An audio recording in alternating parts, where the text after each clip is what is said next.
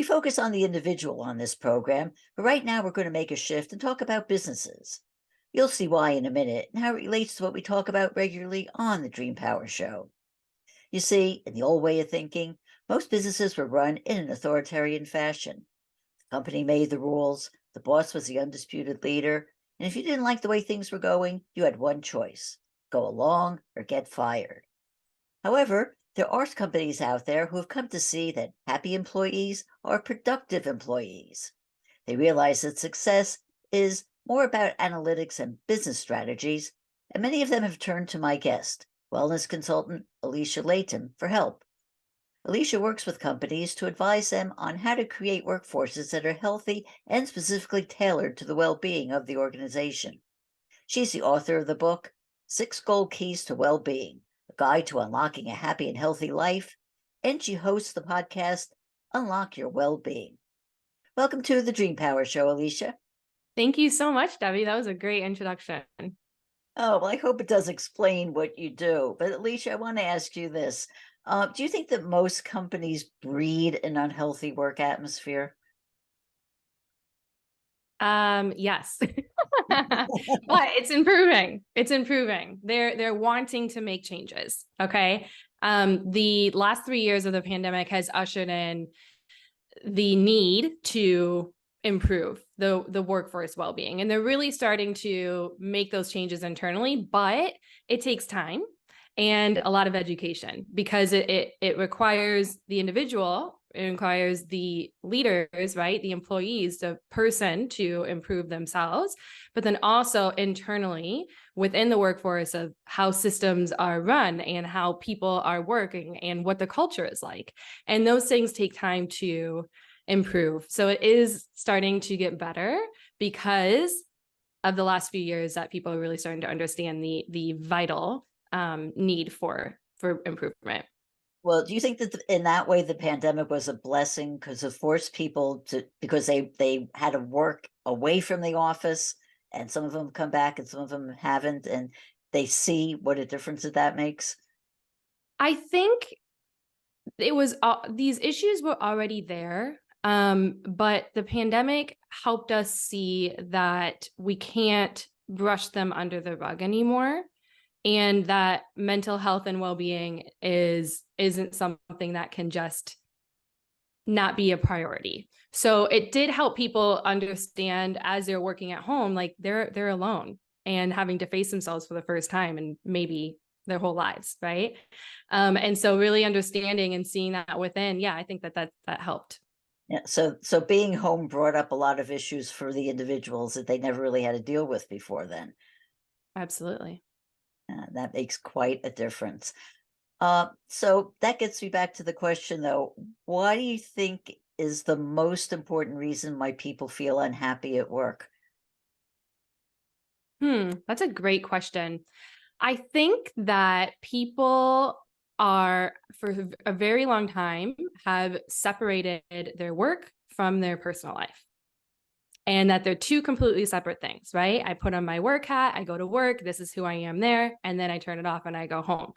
But what we're seeing and understanding is that there isn't these separate, it's integration. And when you're able to be your true self, your true authentic self in all aspects of your life, at home and at work, so bringing your true self into the workforce, into the people that you work with, into how you show up and just being you, you're going to feel like you're living your purpose because you're not putting on a facade anymore. And so I think when you feel better, you're able to show up better. You're able to feel better at work, right? And so doing that work yourself of improving your own well-being and feeling really good and doing what it is that you can yourself, that's going to help you feel better in the workforce. But also your environment does shape how you feel too. And so that's why I mentioned before the workforces, right? They need to make sure that they're creating an environment that people can thrive in so that they can feel better in as well. So when you go into a company and you work with them, do you work mostly with the company executives or with the employees? It has shifted to both. Executives are a little slower to come around to this, right? Um, but the But they really don't good like ones, change. They don't like to tell exactly. them what to do. You've got it. It's hard to change. And they have so much going on already that it feels like, to them, it still feels like, oh, it's one more thing I have to do.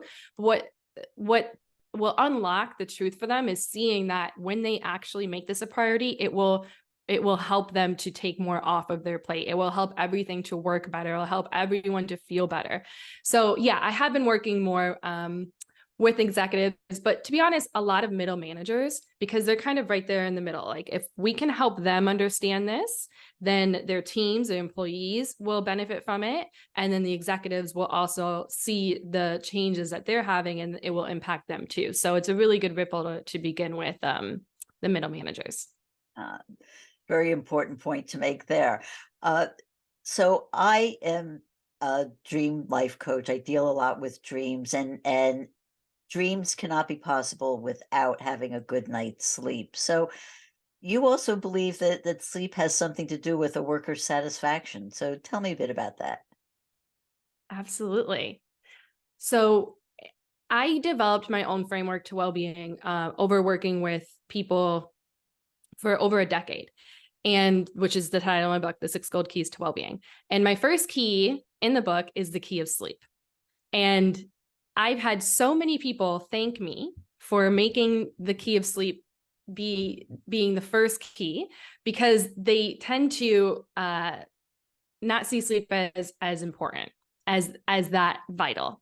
And the reason it is the first one is because I can give you all of these other keys to improving your well-being, but if you aren't well rested, if you don't feel like you're going into this deep sleep, you're not going to be able to have the energy, literally and figuratively, to do the other things to help you dive into your truth, right? So I think it's just so fundamental for everyone to prioritize your sleep.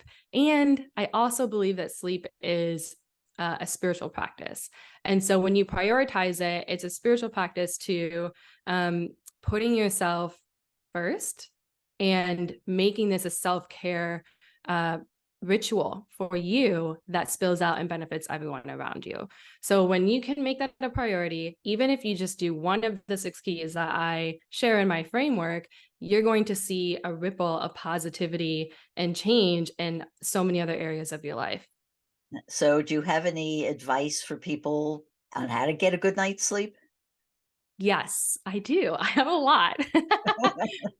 So the first thing that comes up a lot with clients is helping them understand that getting a good night's sleep is about preparing for a good night's sleep. So you have to get ready for a night of sleep. So what does this mean? This means that a lot of people, after a long day of work, having a lot going on, at work, coming to home, trying to get everything done in the home, and then just trying to shut off the brain and go right to sleep, and then wondering why they're tossing and turning at night, not actually getting into deep sleep and waking up feeling unrested. So what you want to do is focus on closing out the day, is what I call it. So reflecting on the day to put it away. This is actually a mindfulness exercise that I have in this chapter. So reviewing your day and highlighting and looking at the things that went well, the things that you're grateful for, the things that maybe didn't go so well that you can learn from and take them as lessons, and giving yourself that chance to say, you know what, the day is now done. I've done my best and I let go of the rest. And so actively closing down the day, giving yourself the chance to shut it down mentally, will help you to turn off the brain. So journaling that down, the process that I just mentioned, you can write it down, you can go through it in your mind as well. But then also shutting down the day physically. So doing something in your physical body to help you relax. I really love offering or suggesting some kind of stretching. Nighttime yoga is really powerful for helping you get into your body and like release the stress of the day. And then also taking a hot Epsom salt bath is really powerful for helping you prepare for a good night's sleep. Very interesting, because those are not too dissimilar to advice I give people on how to get into a dreaming mind. because you do have to relax in many different ways to do that. Do you get into dreams at all? Oh yeah.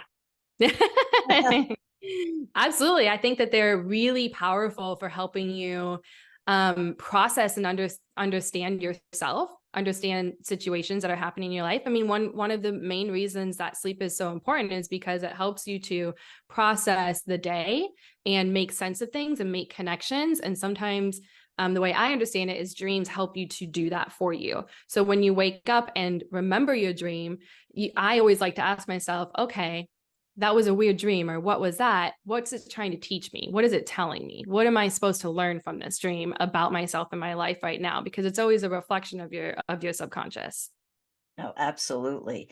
Uh, because workplaces can be very competitive and people sort of compete with each other, and part of that is feeling like I've got to burn the candle at both ends and get as much in and take my work home with me. How do you get people who have that kind of mindset change that mindset? The first thought that comes to mind for me is Ariana Huffington. She came out a few years ago and talked specifically about this. So her story is she was working the candles at both ends for years and years and years, so much that she was only sleeping about 3 or 4 hours a night on average. And, like you just mentioned, this can be a very like a bragging thing. Like, look how important I am because I don't sleep and I'm working all the time. And so for her, one day she was working and she was so exhausted from not sleeping time after time that she just fell on her desk and broke her nose. And it was a really big wake up call for her that actually all the things that she's doing that she thinks are productive in place of sleep is giving her the exact opposite that she wants. And so sleep is productive. Okay. So the more that you can understand that sleeping is giving you the energy to have the energy that you need for the next day, that actually helps you to unlock solutions and creativity and get into the state that you desire. Then when you're in that good state, you can actually get more done in less time. So I think that helping leaders understand sleep is productive, number one, but number two, when you are in an aligned, healthy, beautiful state, you don't actually have to put in as much time of work as you think you do. Well, Alicia, you talked about sleep being one of your 6 keys to well-being. Can you briefly tell us about the other 5 keys? Yes, I would love to. So the second key is the key of nutrition. So this is really, in my perspective, I teach that the brain or the stomach is the second brain. Okay. So when you have a healthy gut based on the foods that you're eating, you're going to have a healthier brain. So that's the second key. The third key is the key of movement, making sure that you're moving your body. When you move your body in one area, and when you move your body, you're moving energy in all areas of your life. The fourth is the key of nature. This is so important. So connecting with nature to help you ground and stay rooted and connected to all that is in the world, which is what you are a part of. It helps you to have compassion for yourself and for others, which is really important as leaders. And the fifth key is the key of mindfulness. So knowing how to be where you are, how to be present, how to be centered and aligned. And the sixth is the key of intention. And so for me, I love to help people understand of getting to the root of everything that they're doing and asking yourself, what's my intention? What is my intention for showing up for work today? What's my intention for this meeting? How do I want to feel today? And how do I want to feel in my life? Living with intention will help you live a life of well-being for sure. Yeah, and I think that all of those added up also helps deal with probably one of the biggest things affecting people at work, which is stress. You want to talk a bit about that? Yeah, absolutely. So that is really the backbone of this book is giving you tools to manage the stresses of everyday life and of work life, right? So stress isn't necessarily bad, but too much stress all of the time is bad. because this is when you're living from a state of constant fight or flight. And when you're living in a constant fight or flight state, this can create and cause disease and other issues that we don't want. And so knowing how to actively relax, knowing how to have daily routines and habits that help you to manage a healthy amount of stress is going to help you improve your well-being. And for me, the definition of well-being is feeling good physically, feeling good mentally, and feeling good spiritually. And so the keys help you create a solid foundation to managing all of the stresses of everyday life, but also to step into your truth and your power and live a beautiful life that you desire. Yes, and like you said, it's not just having keys to having a good workplace environment, but these are things that people can use just to improve their life overall. Exactly, for sure. For me, the book is really about self-leadership, right? When you're able to lead yourself, meaning you're able to take care of yourself using these keys, then you're more equipped to lead others. And so it really always starts with you. In fact, that's the first quote in the book that I use is a quote by Rumi. Yesterday I was clever and I wanted to change the world. Today I am wise, so I am changing myself. So understanding that as you change yourself, you're able to create a ripple of changing others around you. Okay, so one of the keys that you talked about, which I think is so important, is intention and getting grounded and getting focused. What are some of the ways that people can help themselves get to that state? One of the best ways is every morning asking yourself what your intention is for the day. How do I want to feel today? And this helps you to get more empowered in your emotional state. And so you get to choose how you want to feel. How do I want to feel today? How do I want to show up today? So you can journal this out. I have a deck of cards that have beautiful, just a single word. And so I'll pull a card of that and maybe the card says love, right? My intention. And then that helps me to get an alignment of, you know what, my intention today is just to be in the energy of love and to show up in the energy of love. So asking yourself that before you start your day, or even before you have an important meeting, like me hopping on to this podcast, for example, I tuned in and connected with myself. What's my intention here? Well, my intention is to help our listeners, whoever needs to hear something from the message for today. And I hope that I can share from that place. So that's how you can bring the energy of intention into your day-to-day. Now, can you just imagine if everybody had that intention of love and came into their workplace with the intention of love? What would happen in that place, in that office? Exactly. That's what we're really trying to do here, right? Think about how the world would change if everyone showed up in that way. Right. And did you find that when you got into this, that you were finding resistance from company executives to getting along with this? You know, I do, yes, but I think you'd be surprised at how many are open to it. And the initial resistance is there, but if their heart is open just a little bit to hearing anything, then it connects with them and they're so much more open to receiving all of it. So it's the initial resistance at first, but if there's just a little bit of openness there, then they are very much more open than I think you would imagine, which gives me a lot of hope that things are improving and that we're all headed in a better, beautiful direction. Yeah, well, I would think that there's just, monetary benefits to that. If your employees are happy and they're eating well and they're sleeping well, they're not going to take as many sick days. They're not going to have, inter-office disputes and kind of nastiness going on.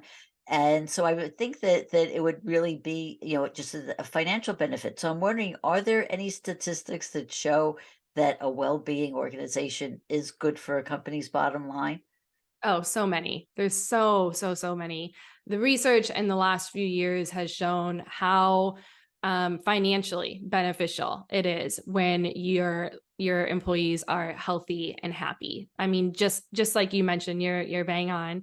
Sick days are less often. They feel better when they show up, and so they're able to actually be more productive. There are less arguments among one another.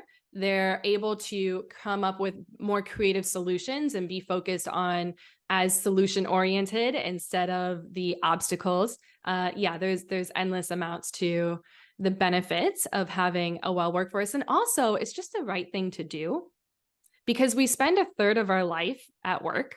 And if we want to enjoy our lives and create more than just why making money, we want to help people live beautiful lives. And so it's also just the right thing to do to have an environment that people enjoy working in and raising, the energy of love, like we mentioned. Right, like that old expression, if you love what you do, it's not work, you're just being. I've known, I've sort of messed that up, but the intention of that is right. Exactly. Exactly. Well, I love to have examples when I talk about people and their systems. So do you have any examples of a company that you've worked with and how your advice has turned them around? Yeah. Let's see. We just finished up with a large financial company in the Midwest, of teaching them and helping them with the framework of my 6 gold keys to well-being. And one person who went through it, she had completely changed around her health. And so what she had experienced when she was working at home throughout the day since the pandemic, she started working at home more. She was sitting at her computer and literally not getting up from the computer for 14 hours a day, and day after day after day. And one day she couldn't feel her foot anymore and ended up being rushed to the ER. And she learned that this was actually because she wasn't having any blood circulation. And so going through, it sounds so simple. It's like, well, yeah, get up, move, take care of yourself. But sometimes going through and learning these tools of self-leadership and learning that you're actually worth taking care of yourself. And as you do, you're able to get more done. And it's just as important to take care of you as it is to do your work. This changes everything. And so she's completely changed around her health. She's lost like 50 pounds. Her blood pressure has gone down. She's just improved her entire self, and she is able to enjoy her work again and not feel like a slave to it. And this has created a ripple of other people doing the same just on her small team alone. And so she's incredibly grateful of really the mindset shifts that can happen as a result of this work. Yeah, it really comes down to something, that I'm a big advocate of, which is greater self-awareness. Because she's sitting there all day long and just concentrating on work and thinking, yeah, again, that whole thing, I've got to do my work. I've got to show the boss that I can do it, or, I'd have to show whoever it is that I can do it, but not thinking that I need to do this for me. And as a result, sitting there and sitting there and sitting there and just not even being aware that she's doing that. So I think Yes. I could see how it create incredible shifts in mindset by doing this. Is there any particular type of a company that has come to you for advice? There are a wide variety.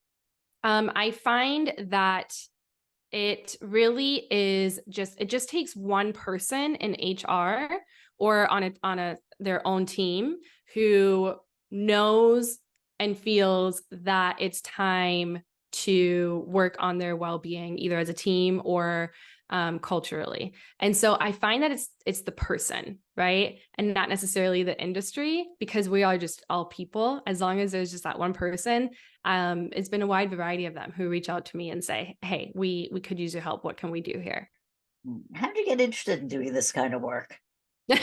I know. I asked myself the same thing because I did not start off in this industry. I initially, over a decade ago, started off just as a yoga teacher, meditation teacher, a certified wellness coach. I was hosting spiritual wellness retreats for women all over the country.